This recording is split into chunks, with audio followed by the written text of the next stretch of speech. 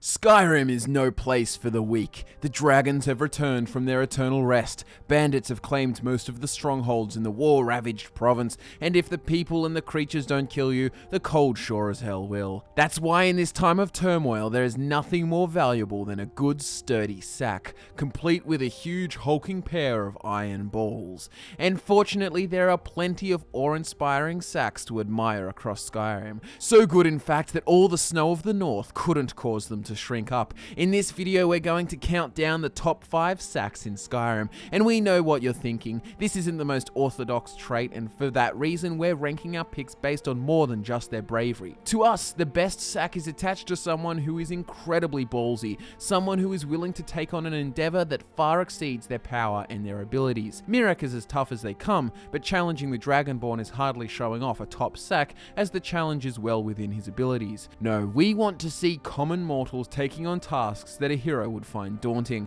And so let's kick things off with number 5, Isran. Isran is the founder and leader of the modern Dawn Guard. He is known for his stoicism, never showing his true emotions regardless of what perils he is faced with. The Dawn Guard is the first line of defense against the vampires. While the people of Tamriel scare their children with tales of blood-sucking nefarious beasts, Isran and his men are venturing deep into the most doomed crypts and caves, exterminating the monstrosities for the good of the people. If his founding of the Dawn Guard wasn't enough proof of his fearless badassery, he was originally a vigilant of Stendar. This order of priests dedicated their life to combating the Daedric influence after the Oblivion crisis. This guy has wasted no time enjoying a cozy life. He fights all manner of evils and the most malevolent forces found on Mundus. His motivation, the events that led him to his great achievements, was witnessing his family's death at the hands of Molag Bal vampire cultists. It'd be hard to find a man who has suffered more hardship than Isran, and there is no doubt that beneath his Dawn Guard armor are a mighty pair of steel balls dangling resolutely. Coming in at number 4, we have the leader of the Forsworn, a man who has submitted to a life of seclusion, rotting in a cell willingly in order to see his people obtain their justice.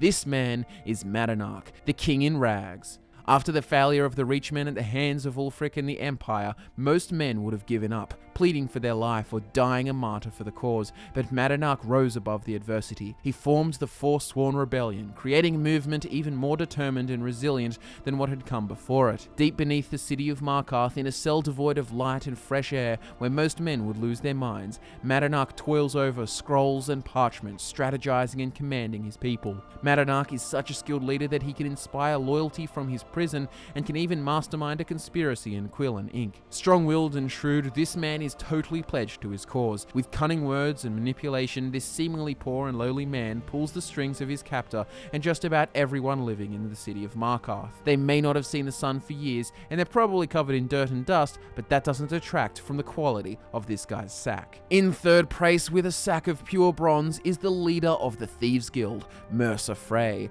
Whether you're a fan of this deceptive schemer or not, there's no denying his achievements. Frey joined the guild under Guildmaster Gallus Desidenius, and he soon began skimming funds from the treasury for his own selfish ends. We see the outline of this guy's epic balls when he deals with getting discovered by Gallus. You'd expect him to fade into obscurity, penniless and ashamed, or worse, you'd expect him to be killed. But instead he rose to the top, taking Gallus's place after he was mysteriously and quite conveniently murdered by another member of the guild, Gallus's lover, Carlia. As you can probably guess, that wasn't the truth, only a web of lies spun by Mercer Frey. Mercer was behind the murder and behind the framing and exiling of Carlia, and when faced by the Dragonborn and Carlia, Mercer goes down with a fight crying out that the die is cast and once again my blade will taste nightingale blood. Mercer Frey is no hero and he lacks pretty much any form of moral compass, but hey, he did join the Thieves Guild after all. And don't forget that Mercer Frey stole the skeleton key from Nocturnal, a Daedric artifact from the Daedric prince who owned it,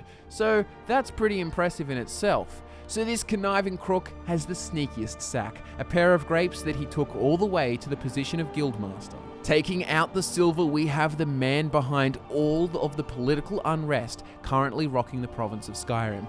This man is Ulfric Stormcloak, the Jarl of Windhelm and the self-proclaimed High King of Skyrim. As the son of the Jarl of Windhelm, Ulfric would have been expected simply to carry out the will of the Emperor, serving in the war before waiting out his days for his father to die or retire. But Ulfric was always bound for much more than that.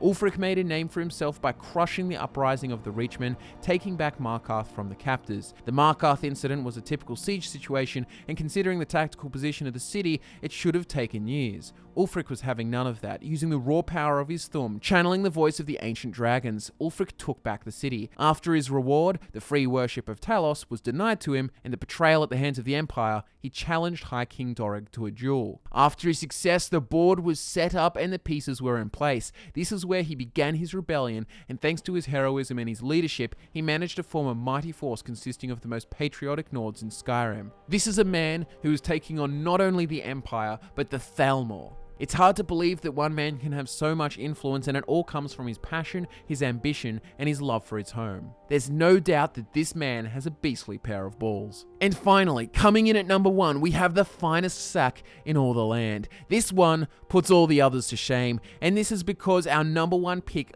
literally is a sack. Masterly weaved for sturdiness and longevity, this sack will hold whatever produce you happen to have in need of transporting or storing. This sack is a merchant's best friend, and while all of our other top sacks are mortals consisting of only about 2% sack, this sack is 100% sack. This sack is so dedicated to being a sack that it can't do anything else. But if you need to put something into a sack, look no further. Subscribe to FudgeMuppet and give the video a like if you enjoyed it. Don't forget that links to our social media accounts can be found just below in the description, so give us a follow. Like the video if you have a big sack. I'm Scott, and I'll see you next time.